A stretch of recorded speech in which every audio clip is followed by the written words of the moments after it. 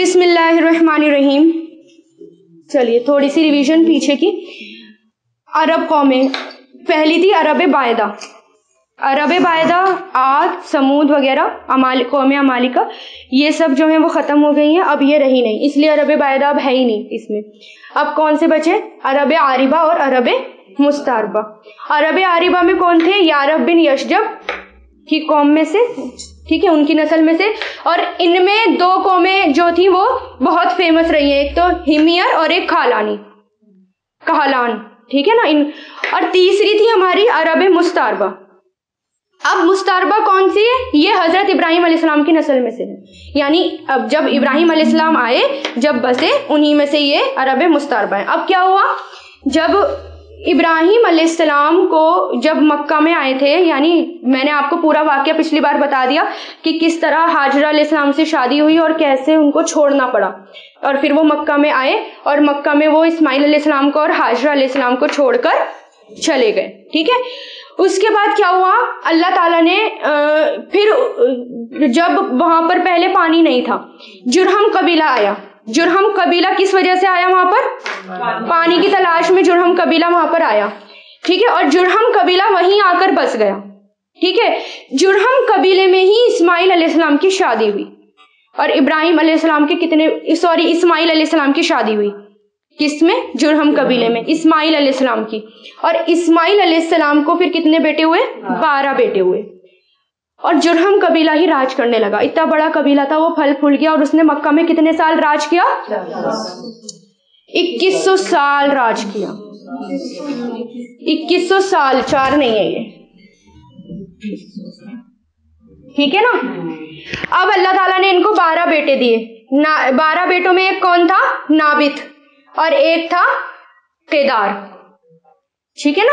اسماعیل علیہ السلام کے 12 بیٹے ہوئے, اس میں ایک تھا نابت اور ایک تھا قیدار. نابت جو تھے وہ کہاں چلے گئے؟ حجاز چلے گئے. اب بچے قیدار. قیدار مکہ میں ہی رہے, ہاں, قیدار مکہ میں ہی رہے. اور ان کی جو ہے پشتے جو ہیں بڑھتی رہی اور بڑھتی پھولتی رہی, اور کہاں تک آ گئی؟ عدنان تک. عدنان یاد آیا کچھ؟ کون تھے عدنان؟ حضور پاک صلی اللہ علیہ وسلم کی 21ویں پشت پر. یہیں تک آ کر نبی کا سلسلہ ختم ہو جاتا ہے نا, اس کے آگے کوئی صحیح سے پراپر طریقے سے وہاں تک نہیں ملتا نا, بابا آدم تک پتہ نہیں چلتا, ٹھیک ہے نا.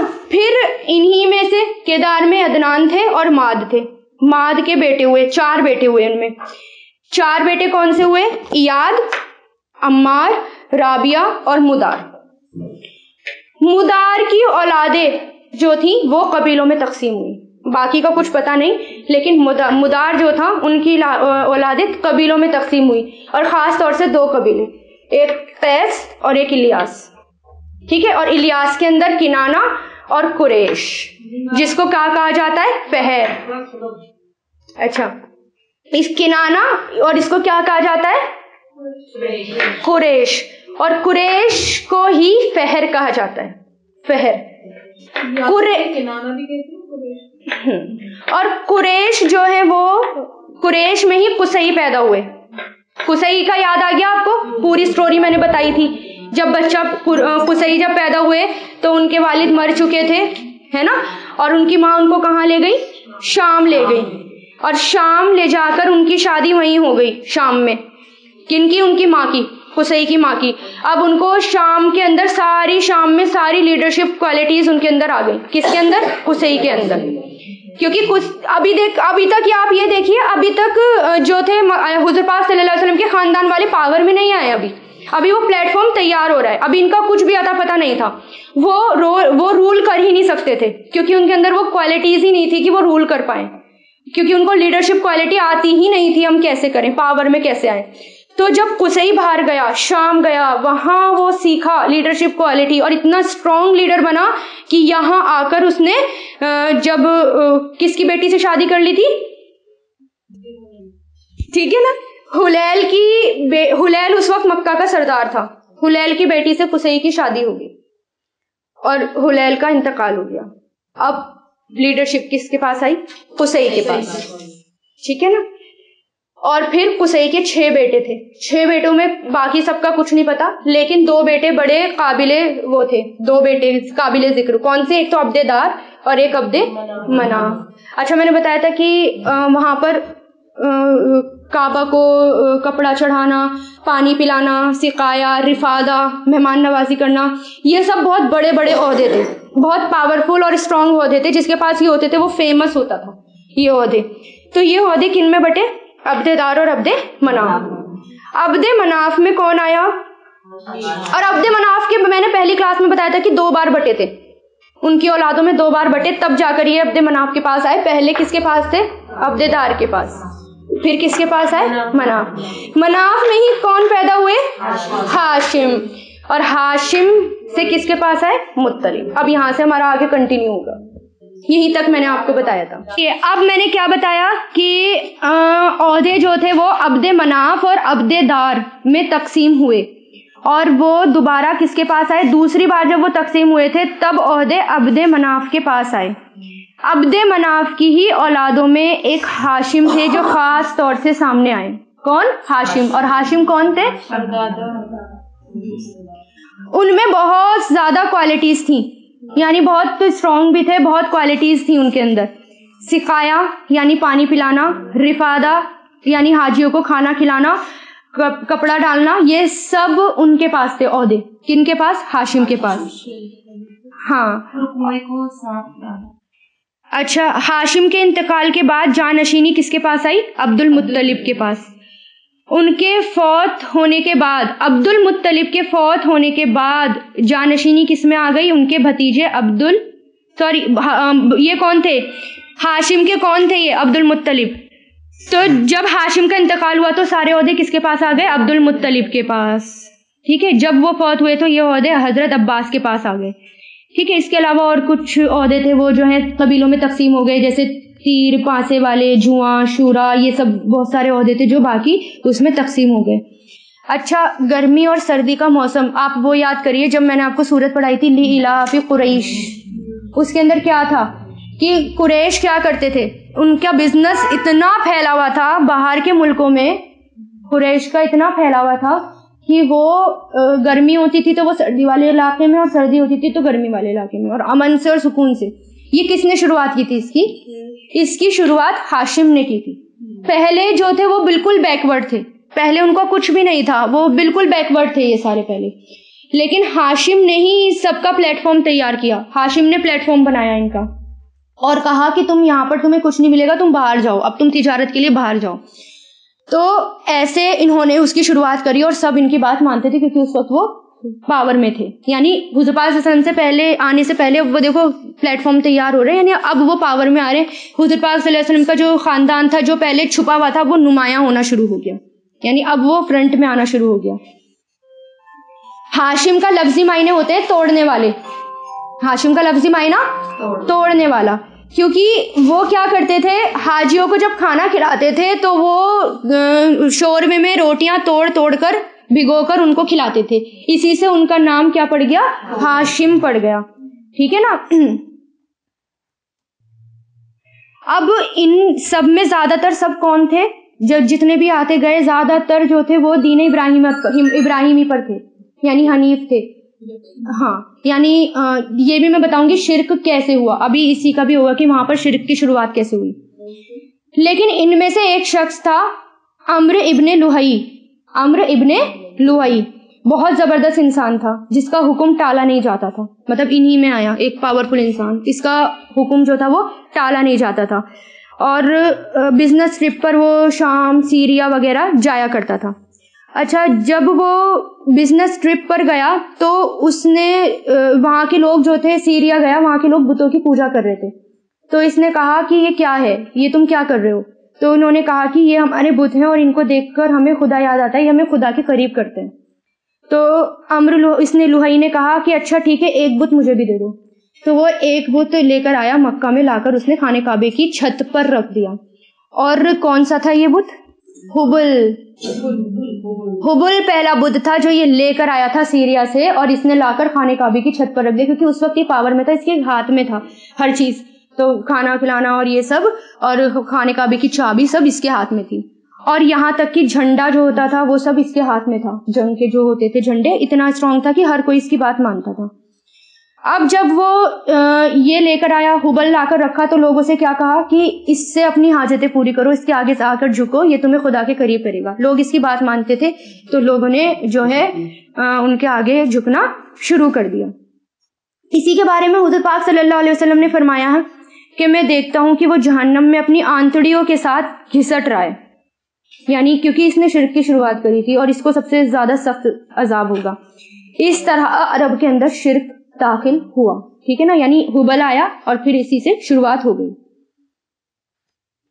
جب اس نے بدھ بنا لیا، مکہ میں لا کر رکھ دیا. اب کیا ہوا، مکہ جو تھا وہ سینٹرل پلیس تھا. ایک چیز جو بھی مکہ میں آ جاتی تھی، چاہے وہ شعر و شاعری ہو، چاہے وہ کوئی چیز ہو، وہ مکہ سے ہر جگہ پھیل جاتی تھی، ہے نا، کیونکہ وہ سینٹرل پلیس تھا اور تجارتی قافلے آتے تھے، جہاں سے بھی جاتے تھے، جہاں وہ سفر کرتے تھے وہ مکہ سے ہو کر جاتے تھے. اب اس طرح قافلے آنے لگ گئے تو انہوں نے دیکھا کہ مکہ میں یہ رکھا ہوا ہے، تو انہوں نے اس سے کہا لوہئی سے کہ یہ کیا ہے، تو لوہئی نے ان کو بھی کہا کہ یہ بت ہیں. تو انہوں نے کہا ہمیں بھی بت چاہیے.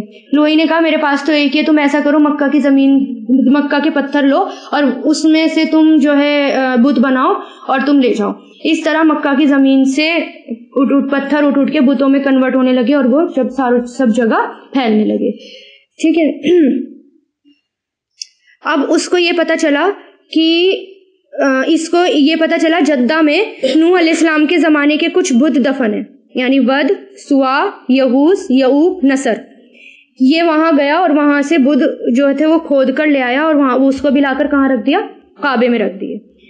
ٹھیک ہے. اسی طرح سب نے کہا کہ جب سب بت یہاں پر ہیں، جب جو بھی، کیونکہ شروع سے ہی جاہلیت کے زمانے سے ہی طواف اور یہ حج ہوتا آ رہا ہے، تو جب ان سب نے دیکھا کہ مکہ میں ان سب کے بت رکھے ہوئے ہیں، تو ہر قبیلہ آتا تھا جو پاورفل ہوتا تھا، وہ کہتا تھا ہمارا بھی بت ہونا چاہیے. اب وہ کیا کرتا تھا، ان سے بت لیتا تھا اور قبیلے میں وہ مکہ میں رکھ دیتا تھا. اس طرح خانے کعبے کے اندر کتنے بت جمع ہو گئے، 360 بت جمع ہو گئے. اور آپ کو کس میں پڑھایا گیا تھا، وہ لإلاف قریش میں. ٹھیک ہے نا. اس طرح جو تھے وہ 360 بت مکہ میں جمع ہو گئے. اب مکہ میں بہت سارے مذہب پھیل گئے. کیسے پھیل گئے، اب تو یہ چلو ایک مذہب تھا، اب باقی کے مذہب کیسے آئے، یہودی وغیرہ یہ سب کیسے آئے مکہ میں. اب جب ٹیٹس نے 70 CE میں، یعنی آفٹر کرائسٹ کامن ایرا، 17 CE میں جب ٹیٹس نے حملہ کیا تھا یہودی کے اوپر، تو یہودی جو تھے وہ قبیلوں میں بکھر گئے تھے، یہودی قبیلے ادھر ادھر بکھر گئے.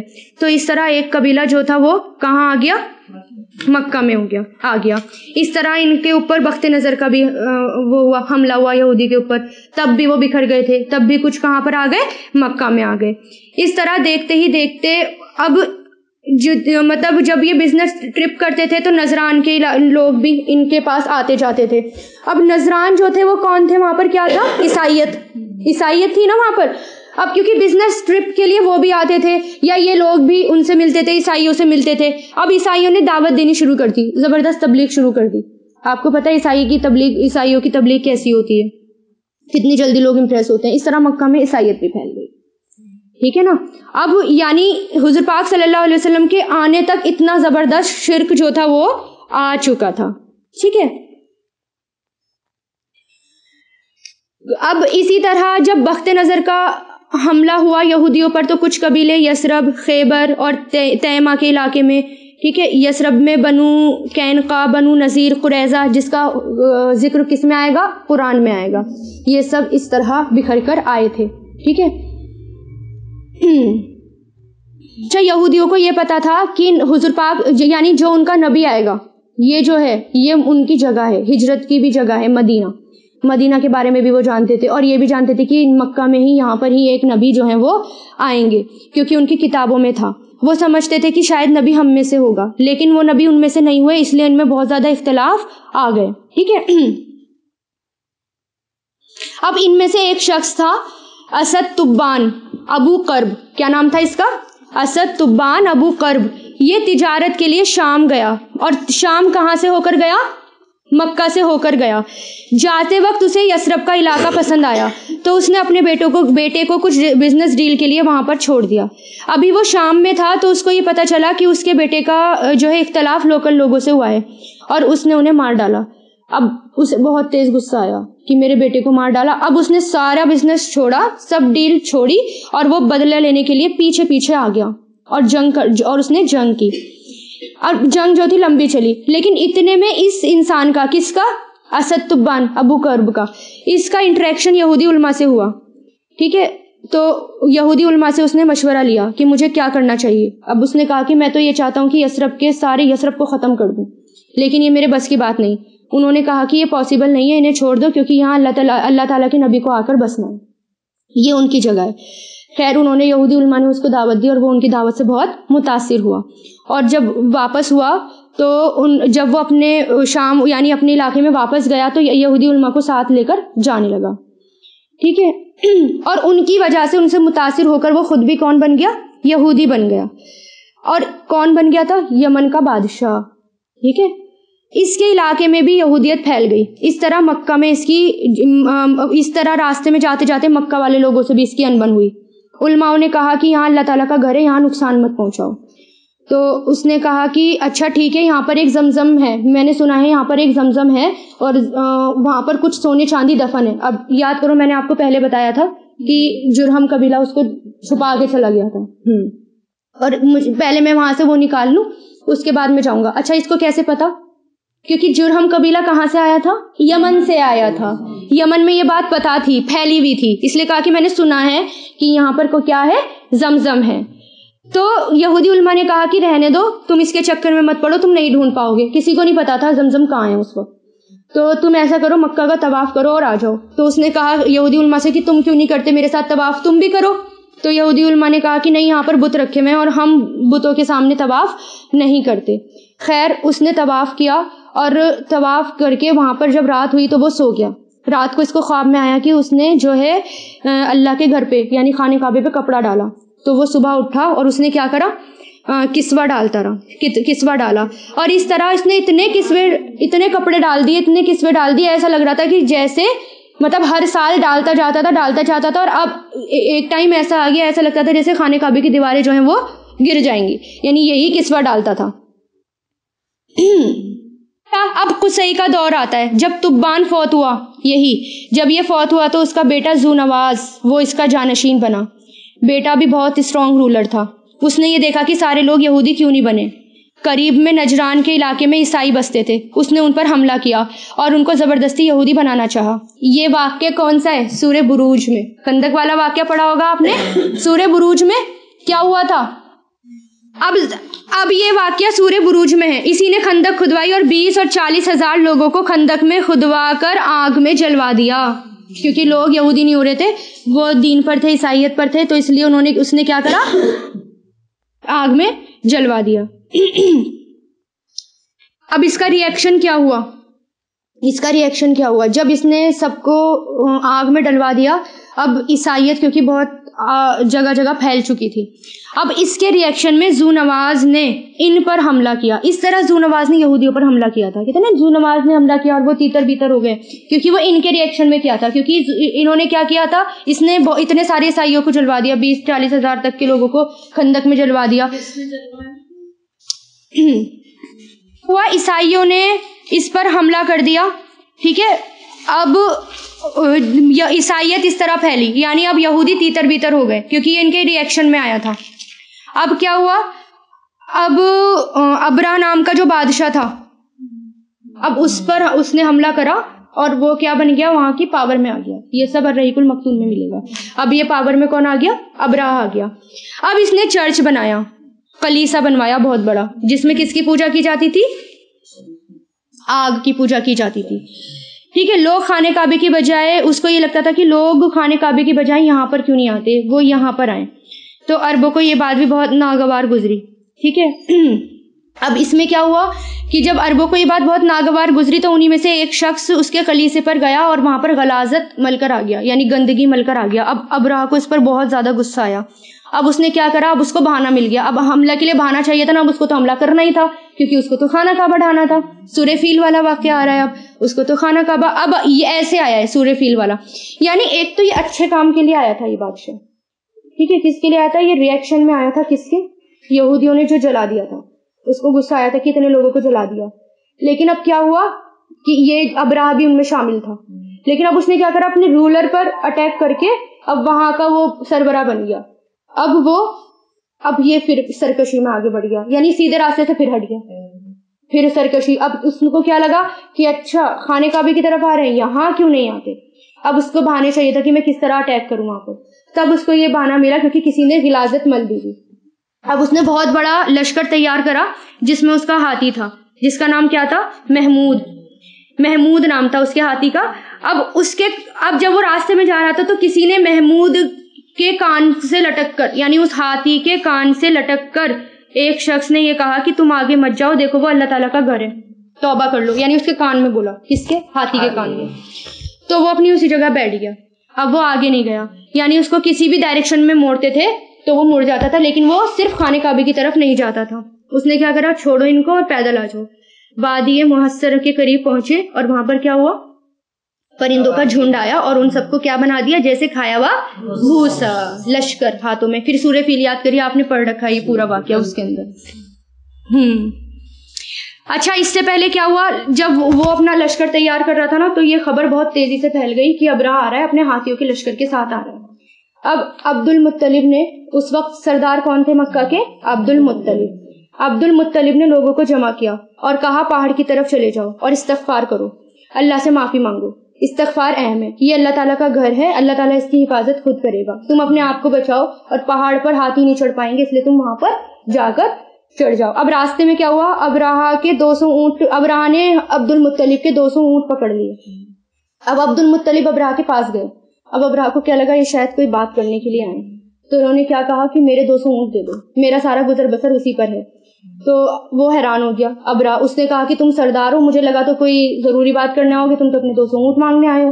تو اس نے کہا کہ دیکھو, تم جس گھر کے لیے آ رہے ہو وہ اللہ تعالیٰ کا گھر ہے اور اس کی حفاظت اللہ تعالیٰ کریں گے. میرا گزر بسر سارا میرے اونٹوں پر ہے, اس لیے تم مجھے میرے 200 اونٹ دے دو. یہ نیگوسیشن ہوئی ان کے بیچ میں, تو ابراہ نے ان کے 200 اونٹ دے دیے.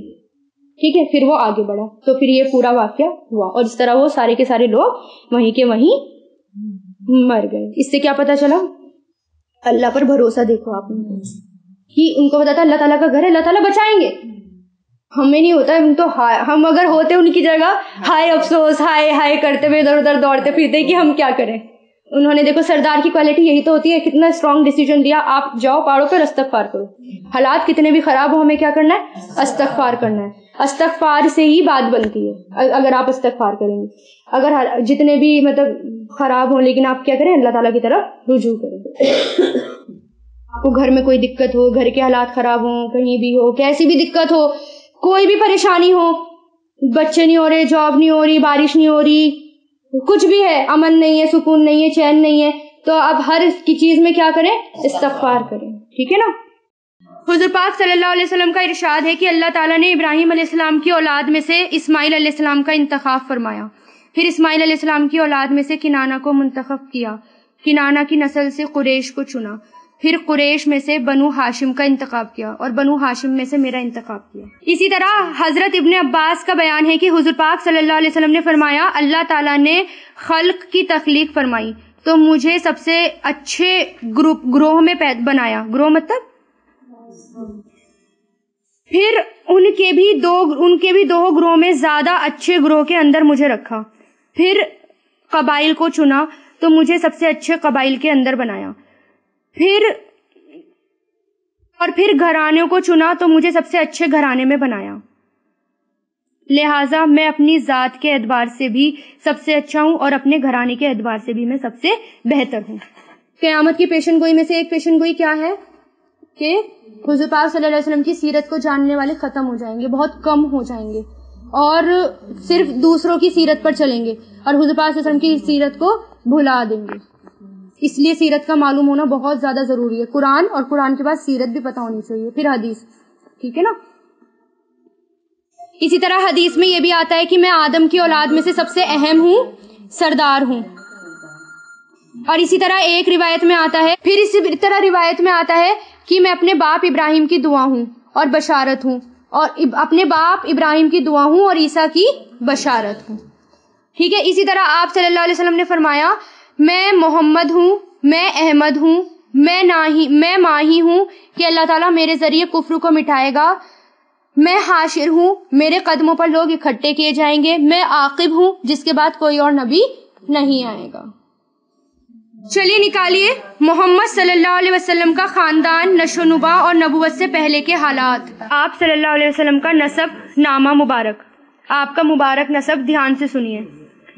محمد بن عبداللہ بن عبد المطلب بن ہاشم بن عبد مناف بن قصی بن کلاب بن مرہ بن قعب بن لؤی بن غالب بن فہر بن مالک بن ندر بن کنانہ بن خزیمہ بن مدرکہ بن الیاس بن مدر بن نزار بن معاد بن عدنان. اب عدنان بالاتفاق حضرت اسماعیل علیہ السلام کی نسل سے ہیں، لیکن دونوں کے درمیان کتنی پشتیں ہیں، ان کے نام کیا کیا ہیں، اس کے بارے میں بڑا اختلاف ہے. آپ صلی اللہ علیہ وسلم کی والدہ کا نام آمینہ تھا. کیا تھا؟ آمینہ. لوگ اس کو آمنہ اور امنہ اور پتہ نہیں کیا کیا پڑھتے، لیکن آمینہ تھا. ان کے والد وہب بن عبد مناف بن زہرہ بن کلاب تھے. یہ وہی کلاب ہیں جو والد کی طرف سے ہیں اور آپ کے نسب نامے میں بھی آتے ہیں. ہاں یہاں دونوں کا ملتا ہے. اچھا کلاب کیوں پڑا ان کا نام؟ کہا جاتا ہے کہ ان کا اصل نام عروہ یا حکیم تھا، لیکن وہ کتوں کے ذریعے بکثرت شکار کھیلا کرتے تھے، اس لیے کلاب کے نام سے مشہور ہو گئے. عربی میں کلاب کتوں کو کہتے ہیں. ٹھیک ہے نا. اب آپ کا قبیلہ، آپ قبیلہ قریش سے تعلق رکھتے تھے جو پورے عرب میں سب سے زیادہ معزز قبیلہ تھا. قریش دراصل فہر بن مالک بن نضر بن کنانہ کا لقب تھا. بعد میں ان کی اولاد اسی نسبت سے مشہور ہو گئی. یوں تو اس قبیلے کو ہر دور میں سیادت حاصل رہی، لیکن قصی کو ایک منفرد مقام حاصل تھا. اس کا نام زید تھا. وہ بچپن میں یتیم ہو کر والدہ کے ساتھ ملک شام چلے گئے. والدہ کے ساتھ ملک شام کے قریب قبیلہ عزرہ میں جا بسا تھا اور وہیں پلا بڑا تھا، لیکن جوان ہو کر مکہ آ گیا اور کچھ ہی دنوں بعد خانہ کعبے کا متولی بن گیا. یہ قبیلہ قریش کا پہلا شخص تھا جو خانہ کعبے کا متولی بنا. کون؟ متولی ہونے کا مطلب یہ تھا کہ اسی کے ہاتھ میں خانہ کعبے کی کنجی ہوتی تھی. وہ جس کے لیے جب چاہتا تھا خانہ کعبے کا دروازہ کھول دیتا تھا. علاوہ ازیں قریش مکہ سے باہر آباد تھے، اس نے انہیں اندر لا کر آباد کیا. اسی نے حاجیوں کے لیے میزبانی کا طریقہ بھی ایجاد کیا تھا. وہ حج کے دنوں میں بڑے بڑے پیمانے پر کھانے تیار کرواتا تھا اور چمڑے کے بڑے بڑے لگنوں میں کھجور، شہد یا کشمش سے میٹھا شربت بنواتا تھا اور حاجیوں کو پیش کرتا تھا. کون؟ لگن، یعنی چمڑے کے جب پانی رکھنے کے بڑے بڑے لگن انہوں نے بنوائے ہوئے تھے. اس نے کعبے کے شمال میں دار الندوہ کے نام سے ایک گھر بھی بنوایا تھا جو قریش کے اجتماعی سرگرمیوں کا مرکز تھا.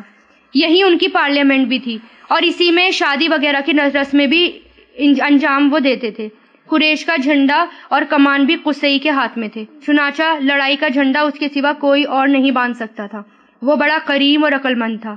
قریش اس کی بات بے چوچا تسلیم کر لیا کرتے تھے. اب اس میں کیونکہ لیڈرشپ پر تھے، متولی بنے، بعد میں بنے. ان میں پہلے شخص یہی تھے جو متولی بنے، جو میں نے آپ کو ابھی بتایا. تو اس لیے اس سے کیا پتہ چلتا ہے، اگر اللہ تعالیٰ آپ کو پالنے کا موقع دے، یعنی چلو کچھ ایسی سچویشن آتی ہیں کہ باپ دھیان نہیں دیتے، لیکن مائیں جو ہوتی ہیں وہ روتی رہتی ہیں، دیکھو یہ دھیان ہی نہیں دیتے، یہ کچھ بھی نہیں کرتے، سب کچھ میں ہی کروں، بچوں کا میں ہی کروں. تو اس پر بھی اللہ تعالیٰ کا شکر کرے کہ کم سے کم اللہ تعالیٰ نے پورا ہولڈ آپ کے ہاتھ میں دے دیا، بچے آپ کے ہاتھ میں، آپ کس طرح ان کو پالتے ہیں. ٹھیک ہے. تو جتنا بھی آپ یہ دیکھیں گے نا اس سیرت میں، ماں کا رول اور لیڈیز کا رول بڑا امپورٹنٹ رہا ہے. جب بھی آپ دیکھیں گے آپ اس پر غور کریے گا. ٹھیک ہے نا. تو یہ سیکریفائس تھا، یعنی ماؤں کو بہت سیکریفائس کرنا پڑتا ہے اور ماں ہی کچھ سے کچھ بنا دیتی ہیں. اور جو شروعات جس سے ہوئی تھی اسماعیل علیہ السلام، ان کے پیچھے بھی پرورش میں کس کا ہاتھ تھا؟ ماں کا.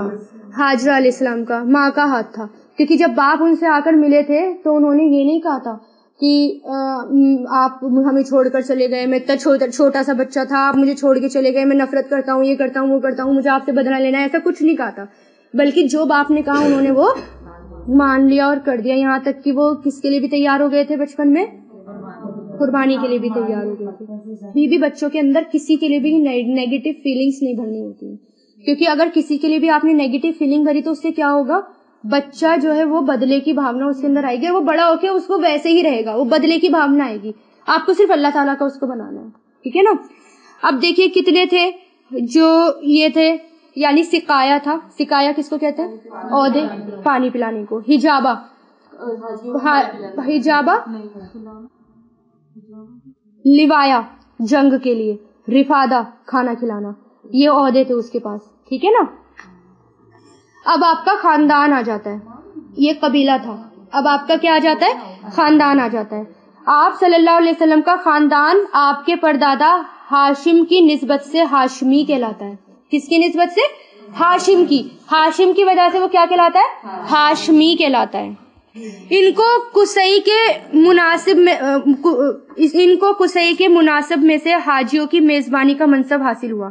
یعنی کیونکہ قصی کے پاس تھے نا بہت سارے عہدے, تو سب سے زیادہ مین عہدہ ان کے پاس کون سا آیا, حاجیوں کی میزبانی کرنے کا, ٹھیک ہے. جو ان کے بعد ان کے بھائی مطلب کی طرف منتقل ہو گیا. کون تھے, مطلب ان کے بھائی تھے, ٹھیک ہے نا. مطلب کے بعد پھر ہاشم کی اولاد کو یہ منصب حاصل ہوا, اور اسلام کی آمد تک انہی کے ہاتھ میں یہ رہا. ہاشم اپنے زمانے کے سب سے عظیم انسان شمار ہوتے تھے. انہیں وادی بطحارہ کا سردار کہا جاتا ہے, وادی بطحا کا سردار کہا جاتا ہے. وہ روٹی توڑ کر گوشت اور شوربے میں بھگوتے اور لوگوں کو کھانے کے لیے چھوڑ دیتے تھے. چنانچہ عربی میں اس طرح کسی چیز کو توڑنے کو حشم اور توڑنے والے کو ہاشم کہتے ہیں, اس لیے ان کا نام ہاشم پڑ گیا, ورنہ ان کا اصل نام عمرو تھا. قریش تجارت پیشہ تھے. ہاشم نے ان کے لیے جاڑے میں یمن اور گرمی کے شام کا تجارتی سفر منظم کروایا. یعنی انہی نے یہ کرایا تھا جو میں نے ابھی آپ کو بتایا سب چیزیں, ٹھیک ہے. اس کے لیے دونوں ملکوں کے ذمہ داروں سے ضمانتیں حاصل کی. یعنی ضمانتیں بھی تو حاصل کرتے ہیں نا, پرمیشن مانگتے ہیں, وہ کس نے لی تھی, ہاشم نے. اس سفر کا ذکر قرآن مجید کی سورہ قریش میں اللہ تعالیٰ کی ایک بہت بڑے احسان کے طور پر کیا گیا. ہاشم ایک بار تجارت کے لیے شام جاتے ہوئے یثرب کس کو کہتے تھے, مدینہ سے گزرے تو وہاں بنو عدیم بن نجار کی ایک خاتون سلمہ بنت عمرو سے شادی کر لی. کس سے, سلمہ بنت عمرو سے. کس نے کر لی, ہاشم نے, تجارتی سفر میں کر لی. اور کچھ عرصے ٹہر کر ملک شام چلے گئے, اور وہیں سرزمین فلسطین کے مشہور شہر غزوہ میں انتقال کر گئے. کہاں, فلسطین کے شہر غزوہ میں. ان کی روانگی کے وقت سلمہ حاملہ تھی. بعد میں بچہ پیدا ہوا جس کے سر کے بالوں میں سفیدی تھی, اس لیے ان کا نام شیبہ رکھا گیا. یہ بچہ مدینہ میں پرورش پاتا رہا, لیکن مکہ میں ہاشم کے بھائیوں اور خاندان کے دوسرے لوگوں کا اس کا بالکل بھی علم نہیں تھا. یعنی نہیں پتا تھا کہ ہمارے خاندان کا ایک بچہ وہاں پل رہا ہے. جب مکہ میں داخل ہوئے تو 8 برس بعد مطلب کو اس کا پتہ چلا. کتنے برس بعد, 8 برس بعد. مطلب کون تھے, ان کو پتہ چلا کہ ایسے میرا بھتیجا وہاں پر ہے, ٹھیک ہے. جب ان کو یہ پتہ چلا تو وہ مدینہ جا کر اس کو اپنے ساتھ لے آئے. جب مکہ میں داخل ہوئے تو لوگوں نے سمجھا کہ یہ ان کا غلام ہے, چنانچہ انہیں عبد المطلب کہنے لگے. بالآخر اسی نام سے وہ مشہور ہو گئے. اس طرح عبد المطلب آئے ہیں. عبد المطلب بہت ہی خوبصورت اور عظیم انسان تھے. ان کے دور میں ان کا ہم مرتبہ کوئی نہ ہوا. وہ قریش کے سردار اور مکہ کے قافلے تجارت کے ذمہ دار بھی تھے, یعنی ٹریڈ منسٹر بھی تھے وہ. اچھا, جو سخا اس قدر کرتے تھے کہ ان کا لقب فیاس پڑ گیا. سخاوت اس قدر تھی کہ ان کا لقب فیاس پڑ گیا. ان کا لقب فیاس کیوں پڑا, ان کے دسترخوان, ان کی سخاوت, ان کے دسترخوان کا پس خورد یعنی بچا ہوا کھانا مسکینوں اور جانوروں اور چڑیوں کے کھانے کے لیے رکھ دیا جاتا تھا, اور اس بنا پر ان کا یہ عرف بن گیا. یعنی زمین پر انسانوں اور پہاڑوں پر چڑیوں, چیٹیوں, جانوروں اور چڑیوں کو کھلانے والا. یعنی اتنے سخی تھے, جو بچتا تھا نا پھینکتے نہیں تھے. کس کو کھلا دیتے تھے؟ چڑیوں کو, جانوروں کو, پہاڑوں پر رہنے والے جتنے بھی تھے. تو اس سے کیا پتہ چلتا ہے, ہمیں بھی شادیوں میں ایسے کرنا چاہیے. جب شادیوں وغیرہ بھی یا کہیں بھی کھانا بچ جائے نا, اسے پھینکے نہ, اسے جانوروں کو ڈال دیں. اور شادیوں میں تو کوڑے میں جاتا ہے سب سے زیادہ. ایسا بھی کر سکتے, اتنا سادہ کھانا ویسٹ ہوتا ہے, اس کا ایک الگ سے بن بنا کر رکھا جا سکتا ہے اور ان کو غریبوں کو بانٹ دے, کیونکہ کھانا ویسٹ نہیں کرنا چاہیے. اور اسی وجہ سے ان کا لقب فیاض پڑا, اور اتنے سخاوت تھے کہ ان کو ہر کسی کو وہ کھلایا کرتے تھے. ٹھیک ہے نا. انہیں ہی زمزم کا کنواں کھودنے کا شرف حاصل ہوا. اب یاد کریے, زمزم کا کنواں کب بند ہوا تھا؟ جب جرہم قبیلہ گیا تھا 2100 سال بعد. اور کس نے اٹیک کیا تھا جرہم قبیلے پر؟ بنو خزاع نے. اور کتنے سال تک ان کے اوپر سرداری کری؟ 300 سال تک وہ مکہ کے پاور میں رہے. کون؟ بنو خزاع. لیکن جرہم جب گیا اور جاتے جاتے اس نے کیا کرا؟ زمزم بند کر دیا, اور خانے کعبے سے سونے کے ہرن اور سونا چاندی جتنا بھی تھا وہ سب بھی اس میں دفنا دیا, ڈال دیا. ٹھیک ہے نا.